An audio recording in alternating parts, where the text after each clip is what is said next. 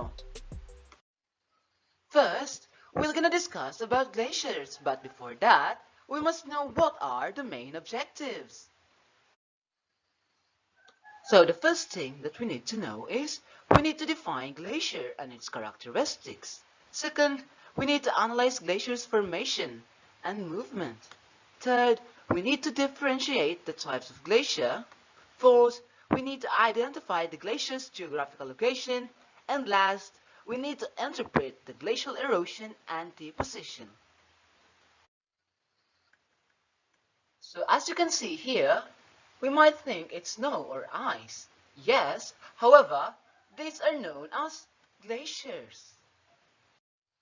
So what are glaciers? Glaciers are a large body of ice moving slowly down a slope or valley or spreading outward on a land surface. The word glacier comes from French by the Vulgan Latin glacia and ultimately from Latin glacius, meaning ice. So there are actually two types of glaciers. So the first one is mountain glacier or alpine. So mountain glacier or alpine is a glacier formed among summits and descending a mountain valley that moves under its weight at a slow pace. Except for Australia, one can find alpine glaciers on the mountains of every continent. And now for the second type of glacier, which is known as the continental glacier or ice sheets. It is a vast masses of ice sheets covering stretches of land mainly found in polar regions. So today, continental glaciers are only present in extreme polar regions, which are the Antarctica and Greenland. So these are the differences and similarities between the alpine glaciers and continental glaciers. So please take note and observe the picture behind the presentation. And now, we will gonna discuss about the formations of glacier. So glaciers form on land and they are made up of fallen snow that gets compressed into ice over many centuries and moves slowly downward from the pull of gravity.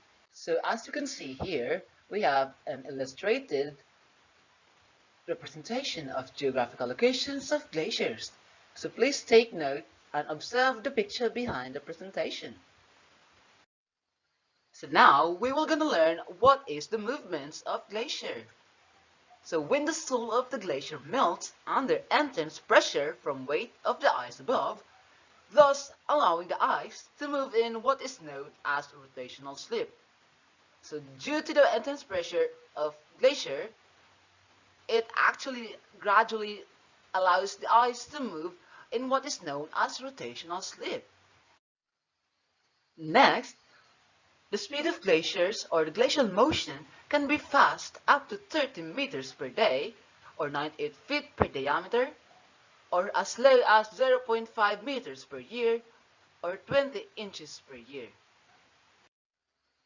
So as you can see here, we have the features of glaciers. So please take note and observe the features of glaciers behind this presentation.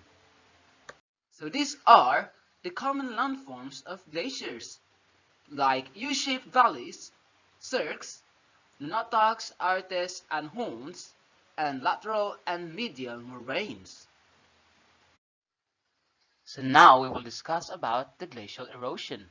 So first, glaciers flow downhill due to internal deformation, gravity, and intense pressure due to accumulated ice is known as glacial erosion. So after that process, as the glaciers flow downhill, pieces of rock come loose and the glaciers pull down along with it is known as the blocking. Next would be after flowing down, pieces of rock and stones scrape along the glacier beds like sandpaper is known as abrasion. Ouch! And last, it transports the eroded materials which may seem or which makes the glacier seem a little bit dirty is known as transportation. And as for the glacial deposition, it is the setting of sediments left behind by a moving glaciers. So as glaciers move over the land, they pick up sediments and rocks which form in mixtures from unsalted sediment deposits which gradually resulted to and known as the glacial till.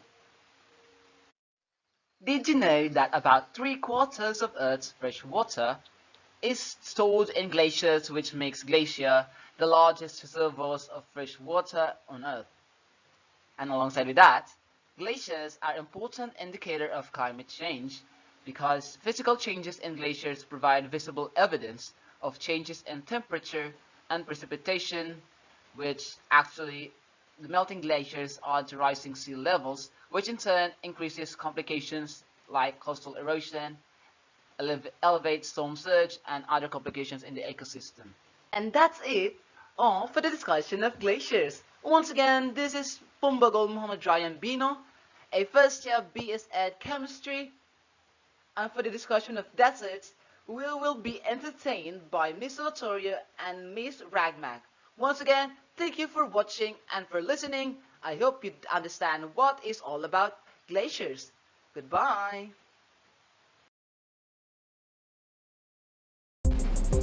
Thank you, Mr. Pumbagul, for discussing the glaciers. So now, we will discuss what's all about deserts.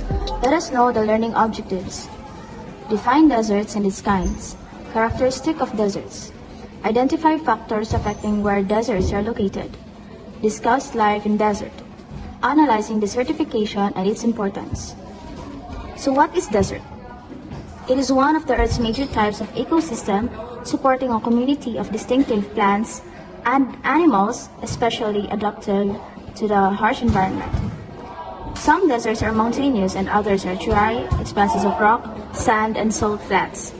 Deserts receive less than 10 inches rain per year. These areas have a moisture deficit, which means they lose moisture through evaporation than they receive through precipitation. There are 5 kinds of deserts. First, subtropical deserts. They are found along the Tropic of Cancer between 15 and 30 degrees north of the equator, or along the Tropic of Capricorn between 15 and 30 degrees south of the equator. As the air rises, it cools and drops its moisture as heavy tropical rains. Next, coastal deserts. Air blowing towards shore chilled by contact with cold water produces a layer of fog. This heavy fog drifts onto land. Third, rain shadow deserts. When moisture-laden air hits a mountain range, it is forced to rise. The air then cools and forms clouds that trap moisture on the windward slopes. Fourth, interior deserts.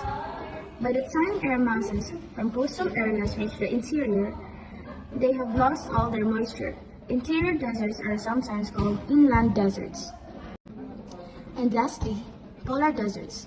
These polar deserts contain great quantities of water, but most of it is locked in glaciers and ice sheets year-round. Almost the entire continent of Antarctica is a polar desert, experiencing little precipitation. Few organisms can withstand the freezing, dry climate of Antarctica. Characteristics of desert.